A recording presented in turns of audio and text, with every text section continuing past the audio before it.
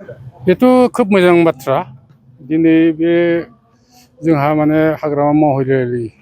Chief of the BTC बिथाङा मोनसे imagine दङ मोनसे बेहा माबा जानाय दं आरो इरिगेसननि प्रति गतिके बेनि दैदेननायावनो निस्सय नैबे दिनैनि प्रग्रामा जादों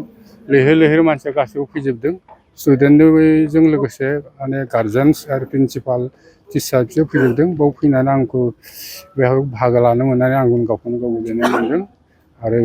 इडुकेसननि सिस्टेमै बोरै फरायनांगौ बोरै माबायदि फंनैसो बुंनो मोननानै आं गावखौनो खोब गोजोननाय मोनदों। मेट्रिक आरो हायार सेकेन्डारियाव माखासे फरायसाफोरा मोजाङै उथ्रिनायनि उनावहाय उननि समाव माने जायखिजाया बिथिङाव आन्दायनायनि सोमोन्दैनो आं दहाय ससे बुंदोंमोन थारमाने बयबोथ' डाक्टार इन्जिनियार जानो हाया बयबो आइएएस अफिसार जानो हाया एसिएस अफिसार जानो हाया बिसोरनि थाखाय थारमाने माखासे थारमाने नेसनेल इडुकेसन पलिसिया माखासे माने माबा दङ माखासे पलिसिफोर दङ थारमाने माखासे दा जेरै आं दहाय बुंदोंमोन आइटिआइ आरो बिनिफ्राय जोङो भकेसनेल माखासे कर्सफोर दङ दा जोङो डिग्रि फरायनानै डिग्रि कमप्लिट खालामाबालाय सार्टिफिकेट लानो ओंखारनो हागौ बिनिफ्राय डाइरेक्टलि माने भकेसनेल कर्सआव बे हाबनो हागौ थिग बिनिखाय आरो बोसोरनै फरायनानै बियो डिप्ल'मा लानो ओंखारनोबो हागौ बेबो माने बेहा भकेसनेल कर्स लानानै बिराद मोजाङै ओंखारनो हागौ पलिसिया खोब मोजां आरो फ्लेक्सिबोल माबा मोजां आंनि बुंनांगौ माबादों मोजांथार एकदम फरायथारनो गोसो माबाफ्रा जायनोखि डक्टर इन्जिनियार जाना जाबाय बिदिनो जायनोखि माबाफोर एसे एनै उइक सेक्सननि मानसिफोर दङ बिसोरो थारमाने आंनि बाथौ भकेसनेल कर्सफोरखौ लानांगौ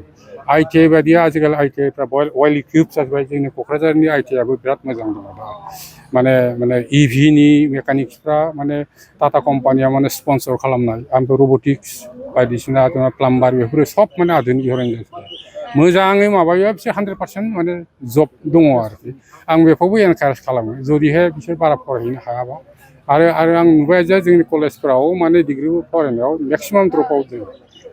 30% 40% जोङो द्रप आउट जादों मानो द्रप आउट जादों बे द्रप आउट जानायफ्रानो बेफोरबायदि कर्सखौ लानांगौ माने बे सार्टिफिकेट लागोन नामा कनफार्म दा नोङो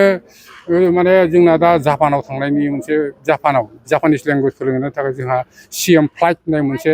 प्रग्राम खालामदों चिफ मिनिस्टार बे मोनसे फ्लाइट आरो थारमाने जापानिस लेंगुवेजखौ बाव 6 मास फोरोंगोन फोरोंनानै ओमफ्राय बेवहाय बिनिफ्रायनो बिसोर प्लेसमेन्ट जागोन गतै माने माबायावनो बे जापानावनो बिसोर साख्रि मोनगोन बेबायदि जोंहा चिफ मिनिस्टार जोंहा डक्टर हिमन्त बिश्व शर्मानि मोनसे सिमां बेखौबो बिसोरो बिथांमोना लानो हागौ क्लास 10 पास जानायनिनो बिसोरो लेंगुवेज सोलोंनानैबो बिसोर साख्रि मोनहैनो हानाय खोब मोजां साख्रि मोनहैनो बे अलरेडि माने माबायाव माने डिप्ल'मेटिक लेभेलाव रायज्लायखानाय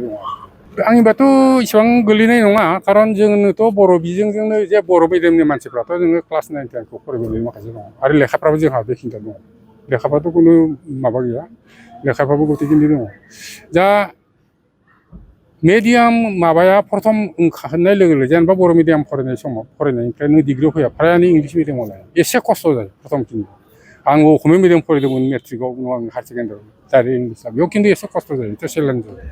गतिके उनाव बे मास मोनथाम मोनब्रैसो उनावनो हिउइजुवेल जालाङो बे खालामलांनोबो हायो आरो आजिखालिथ' हायार सेकेन्डारिखौ आरामसे बर' मिडियाम लिरनो हायो एनि कलेज एनि इउनिभारसिटि जेराव हायार सेकेन्डारि दं बेखौथ' आरामसे बर' मिडियामनि आजिखालि फैनो हायो गुवाहाटियाव मोनसे जाय स्कुल दं बाथौफुरि बेखौ एकदम फुरा जोंना हायार सेकेन्डारियाव फुल बर'नि इक'न'मि पलिटिकेल साइन्सआव माने बर'नि लिरनो हायो मिडियामनि सायाव इसेबां माने कमप्लेक्सिटि आं थानाङा ओरै होननानै सानो आरो खालि जायनिया माने बर' मिडियामनिफ्राय इंलिसाव लागोन मिडियाम बिसोर एसे चेलेन्ज दङ आरो बे चेलेन्जखौ एसे खस्थ' खालामनांगौ खालामनो हायो आरो हायोबा मोजां आरो लेंगुवेजखौ बिसोर बुरजा हायो बेथ' मोजांसो आरो इंलिस मोजां रोंनाया माथो गाज्रि जायो बर'जों लोगोसे बा नों हिन्दी रोंनायाथ' गाज्रि नङा आं माने बेखौनो बुङो आरो एसेबां खस्थ'नि खोथा गैया आरो फरायनांगौआथ' एसे खस्थ' जाखानाय खस्थ'खौ एसे फिल खालामथारनांगोन बियो